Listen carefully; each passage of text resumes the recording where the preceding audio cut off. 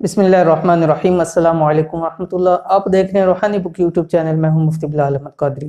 الحمدللہ آج 13واں روزہ اور 13ویں تراویح کے ساتھ اور اس کے خلاصے کے ساتھ آج پھر ایک مرتبہ حاضر ہیں۔ الحمدللہ اس سے پہلے 12 خلاصے آپ کے سامنے ذکر ہو گئی اور الحمدللہ آپ کو سمجھ بھی آ گئی ہوگی۔ تو آج 13ویں پارے کا خلاصہ شروع کریں گے اور 12ویں پارے کے اندر جیسے کہ بتلایا تھا کہ حضرت یوسف علیہ السلام کا قصہ تھا جو بہت ہی مختصر اور اجمالی طور پر آپ کے سامنے ذکر کر دیا، مکمل اس کی تفصیل تھوڑی سی کر کے آپ کے سامنے بیان کر دی، اور آپ کو بتلایا تھا کہ اگر جو 13واں پارہ آئے گا اس کے اندر ہم اس جو واقعہ سے ہمیں عبرتیں اور نصیحتیں جو ملتی ہیں ان کو ہم ذکر کریں گے۔ مکمل واقعہ ذکر نہیں کر سکتے کیونکہ ٹائم کی بہت شارٹیج ہوتی ہے، تو آج ہم دیکھیں گے کہ ہمیں جو سورۃ یوسف سے ہے اس سے کون سی عبرتیں اور نصیحتیں حاصل ہوئی ہیں وہ انشاءاللہ العزیز آپ کے سامنے ذکر کریں گے۔ تو سب سے پہلی جو عبرت یا نصیحت ہمیں جو حاصل ہوتی ہے نمبر 1 وہ کیا ہے؟ مصیبت ذریعہ نعمت و راحت۔ مطلب بعض دفعہ انسان کے اوپر جو مصیبت آتی ہے اس کو انسان وہ مصیبت اس کو نعمت اور راحت تک پہنچا دیتی ہے۔ جیسے حضرت یوسف علیہ السلام کا آپ قصہ دیکھیں کہ اس کے اندر شروع سے ہی آپ کو کنویں میں ڈال دیا کہ اب مزار مصر میں جا کے فروخت کر دیا گیا، عزیز مصر نے خریدا، اس کی بیوی فریفتہ ہو کی، جیل میں ڈال دیا گیا۔ لیکن یہ ساری مصیبت ہوئی، اس کے بعد اللہ تعالیٰ نے ان کو کتنا بڑا رتبہ دیا کہ وہ آگے جا کے وزیر بن گئے، وزیر خزانہ بن گئے، وزیر مملکت بن گئے، اور پھر اپنی پوری قوم کو واپس آ کے وہاں پر انہوں نے آباد کر دیا۔ تو یہ سبق ہمیں مل گیا کہ جو بھی ہم پہ مصیبت آتی ہے بعض دفعہ وہ انسان کو اپنے نعمت اور راحت تک اس کو پہنچا دیتی ہے۔ نمبر 2، حسد ایک ایسی بیماری ہے کہ اگر سگے بھائیوں میں بھی لگ جائے تو وہ انسان کو افسوسناک واقعات کی طرف لے جاتی ہے۔ جیسے کہ اس واقعے کے اندر بھی ہم دیکھتے ہیں کہ یوسف علیہ السلام کے جو بھائی تھے وہ صرف حسد میں مبتلا ہو کر انہوں نے سارا یہ واقعہ رچا تھا کہ اپنے باپ کی نظروں سے اس کو دور کر دیا جائے۔ نمبر 3 جو اس سے ہمیں نصیحت حاصل ہوتی ہے وہ یہ کہ اچھے اخلاق، اوصاف اور تربیت بہرحال اپنا رنگ دکھاتی ہیں۔ جیسے کہ حضرت یوسف علیہ السلام کی تربیت ایک عظیم باپ اور خاندان نبوت نے ان کی تربیت کی، اور بہرحال ان کی تربیت نے اثر دکھایا کہ جہاں وہ اپنی معاشیت سے بھی بچ کے پھر جیل کے اندر گئے، وہاں لوگوں کے اندر بھی انہوں نے اپنا مقام بنایا، بادشاہ کے اندر مقام بنایا۔ تو بہرحال جو اچھا اخلاق اور انصاف ہوتا ہے وہ اپنا رنگ ضرور دکھاتا ہے۔ نمبر 4 یہ کہ دین پر جمے رہنا۔ جب انسان جیسے کہ ہم نے پچھلی کل والی جو پڑھی تھی کہ استقامت، جب ایک حق کی بات کی اس کے اوپر ڈٹے رہو۔ اب دین کے اوپر جمے رہنا یہ بھی ہمیں اس واقعے کے اندر سے ملتا ہے کہ حالات کیسے بھی آئیں، کتنی بھی مصیبت اور آزمائش آئی، اپنے دین ایمان جو ہے وہ انسان کا ڈگمگانا نہیں چاہیے۔ اسی طرح نمبر 5 مرد اور عورت کا اختلاط۔ دیکھیں مرد اور عورت کے اخلاق کو ایسے ہی اسلام نے حرام قرار دے دیا گیا، اور مرد اور عورت کے میل جول سے اسلام نے منع کیا۔ اب دیکھیں نہ زلیخا کو خلوت ہوتی نصیب اور نہ وہ برائی کی طرف جاتی۔ اب جیسی خلوت مل کی جہاں مرد اور عورت ہے وہاں یہ خرابیاں پیدا ہو جاتی ہیں، اس لیے اللہ تعالیٰ نے مرد اور عورت کے میل جول کو حرام قرار دیا۔ نمبر 6 جو ہمیں ملتا ہے وہ یہ کہ معاشیت سے مصیبت بہتر ہے۔ ٹھیک ہے، اب معاشیت سے مصیبت کیسے کہ مومن کی نشانی ہے کہ وہ تنگی اور پریشانی مصیبت میں ہر حال میں اللہ سے مدد طلب کرتا ہے۔ یہی جب عزیز مصر نے وہاں پر حضرت یوسف علیہ السلام کو یہاں تک کہا کہ اگر تم نے ہماری بات نہ مانی یعنی برائی کی طرف نہ آئے تو ہم تمہیں جیل کے اندر ڈال دیں گے، تو اس کے موقع کے اوپر حضرت یوسف علیہ السلام نے جو اللہ تعالیٰ سے کہا، قرآن کریم نے اس کو نقل کیا، ترجمہ کیا ہے، فرمایا اے میرے رب جیل مجھے اس برائی سے زیادہ محبوب ہے جس کی دعوت مجھے زنان مصر دیتی ہے۔ ٹھیک ہے، یعنی معصیت پر مصیبت کو ترجیح دینا ہر حال کے اندر۔ نمبر 7 ہمیں ملتا ہے کہ صبر اور اس کے نتائج، یعنی کہ صبر کہ اس کے نتائج کسی سے مخفی نہیں ہیں، اور حضرت یوسف علیہ السلام کا واقعہ ہمیں صبر کی دعوت دیتا ہے کہ بہرحال صبر کا پھل میٹھا ہے۔ یہ بات ہے پھل ہمیشہ میٹھا ہوتا ہے لیکن صبر آسان نہیں ہوتا۔ یوسف علیہ السلام نے جتنا اپنا سفر طے کیا شروع سے لے کے آخر تک تمام مصیبتوں کے اوپر گزرا، لیکن اس کے اوپر صبر کیا، اللہ تعالیٰ نے اتنا ان کو عطا کیے کہ ایک ملک کا وزیر بنا دیا، وزیر مملکت بنا دیا۔ تو ہمیں سے معلوم ہوا کہ ہمیں صبر کرنا چاہیے کہ اس کے نتائج انشاءاللہ العزیز اچھے ملیں گے۔ اور آگے فرمایا کہ انہی چیزوں کے اندر حضرت یوسف علیہ السلام کی بھی اللہ تعالیٰ نے قرآن مجید میں پاک دامنیوں کی شہادتیں دی ہیں۔ اب کم از کم 5 سے 6 شہادتیں حضرت یوسف علیہ السلام کی اس واقعے کے اندر ان کی ملتی ہے۔ اگر پھر بھی کوئی شخص ان شہادتوں کو دے کر پھر بھی حضرت یوسف علیہ السلام کے بارے میں کچھ بات کہتا ہے تو صرف یہ اس کا عقل کا فطور ہو سکتا ہے۔ کیوں؟ سب سے پہلی جو شہادت ہے وہ رب العالمین نے دی، پوری سورہ یوسف کی نازل فرمائی، اس کے اندر سارا واقعہ کو ذکر کر دیا۔ دوسری شہادت شیطان کی تھی کہ شیطان کو جب اللہ تعالیٰ نے راندہ درگاہ کیا تو شیطان نے ایک بات کی تھی کہ یا اللہ میں تیرے بندے کو ضرور گمراہ کروں گا مگر جو تیرے مخلص لوگ ہوں گے۔ یوسف علیہ السلام اسی مخلص سے معصیت تھی لیکن اللہ تعالیٰ نے ان کی حفاظت کی اور شیطان اس کو گمراہ نہ کر سکا۔ تیسرا، یوسف علیہ السلام نے جو اپنی خود شہادت دی، وہ جیسے میں نے ابھی آپ کے سامنے ترجمہ پڑھا جس کے اندر فرمایا کہ اللہ مجھے اس جیل برائی سے زیادہ محبوب ہے کہ مجھے جیل کے اندر ڈال دیا جائے، تو وہ یوسف علیہ السلام کی شہادت آ گئی۔ پھر اس کے بعد یوسف علیہ السلام کی شہادت خود عزیز مصر نے دی۔ جب ان کو رہا کرنے لگے تو انہوں نے کہا کہ پہلے میرے اوپر جو لگے الزامات ہیں ان کو دیکھا جائے، پرکھا جائے اور میرے اوپر سے اس چیز کو ہٹایا جائے، تب میں جو ہے وہ جیل سے رہائی کروں گا۔ پھر وہاں عزیز مصر نے یہ بات کہی تھی، عزیز مصر کی بیوی نے، کہ میں نے اس کو پھسلانے کی کوشش کی، یوسف علیہ السلام تو سچوں میں سے ہیں۔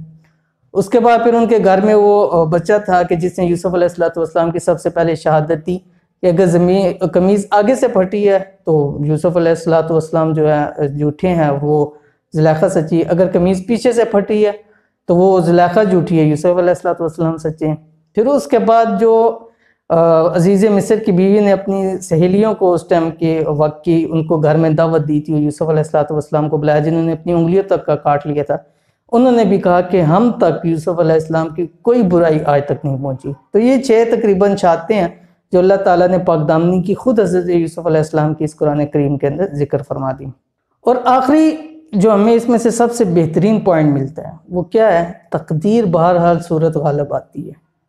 اب سب کچھ ہوا، بھائیوں نے کنویں میں ڈال کے کہانی کو ختم کر دیا، لیکن اللہ تعالیٰ نے وہاں سے اٹھا کے جو اللہ تعالیٰ نے منصب دیتا تھا وہاں تھا۔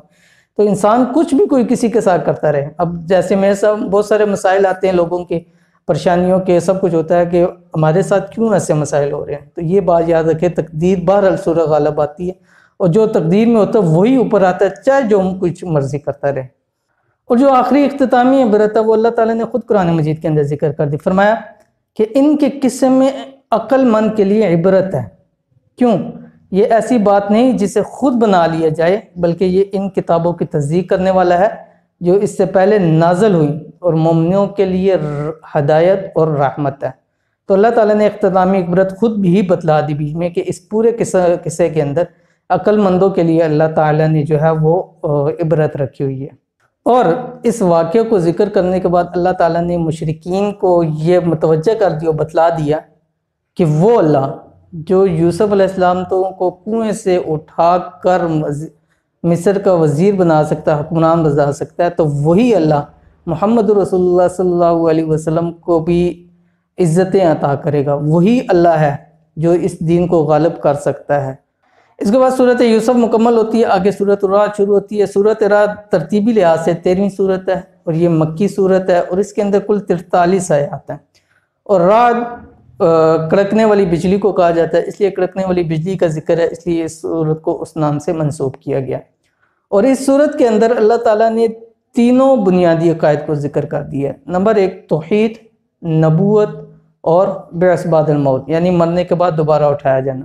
اور اس صورت کی ابتدا حروف مقطعات سے ہوئی، اور عموماً وہ صورتیں کہ جن کی ابتدا حروف مقطعات سے ہوتی ہے اس کے شروع میں اللہ تعالیٰ جو ہے وہ قرآن حکیم اور اس کی عظمت کو اور اس کی شان کو اللہ تعالیٰ جو ہے وہ بیان فرماتے ہیں۔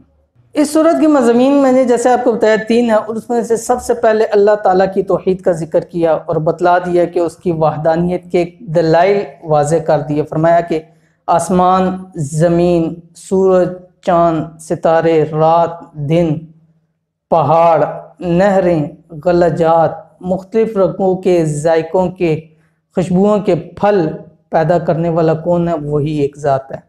موت اور زندگی، نفع اور نقصان اکیلے اس کے ہاتھ میں ہے۔ تو یہ صورت کی ابتدا کے اندر ہی اللہ تعالیٰ نے وحدانیت کے دلائل دے دیے شروع کرنے کے بعد۔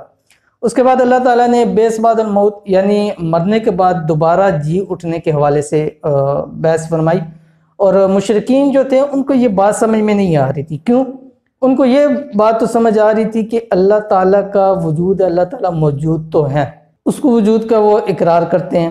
دوسرا ان کو یہ بھی معلوم تھا کہ ارض و سما کا خالق صرف اللہ تعالیٰ ہے، لیکن جب تیسری بات کی جاتی تھی نا کہ بیس بعد الموت یعنی مرنے کے بعد دوبارہ جی اٹھنے کا، تو وہ مشرکین کرتے تھے، کہتے تھے یہ ہماری بات سمجھ میں نہیں آ رہی، اس چیز نے ہمیں قوی شک کے اندر ڈال دی ہے، یہ بات ہمیں سمجھ میں نہیں آ رہی۔ تو اللہ تعالیٰ نے فرمایا کہ مشرکوں سے اس میں کہ اس بات میں تعجب نہیں ہے کہ بیس بعد الموت ہے یا نہیں، اس بات پہ زیادہ تعجب ہے کہ انتظار کرنا کہ بیس بعد الموت کیسے ہوگا، یعنی اللہ پر ایمان بھی نہ لانا، اس کے رسول پر ایمان نہ لانا، کتابوں پر ایمان نہ لانا، اور اس چیز کا انتظار کرنا کہ بیس بعد الموت جو ہے وہ کب ہے۔ تو فرمایا کہ یہ زیادہ تعجب والی بات ہے، کیونکہ جب ایمان نہیں لائیں گے تو اگر بیس بعد الموت ہوئی، قیامت کے دن دوبارہ اٹھے جائیں گے تو ظاہر عذاب کے مستحق ہوں گے۔